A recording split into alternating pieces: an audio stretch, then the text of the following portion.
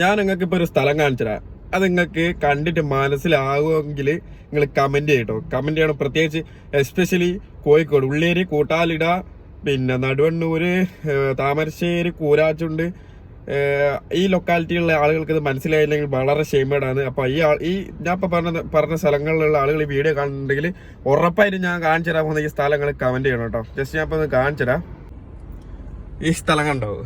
ഇത് അധികം ആളുകൾ ഈ ആൽമരാണ് ഇവിടുത്തെ ഹൈലൈറ്റ്.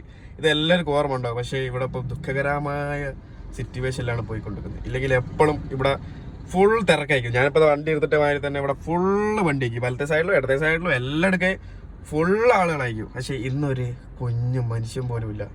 അതാണ് നമ്മുടെ ഐറ്റത്തിന്റെ പവർ.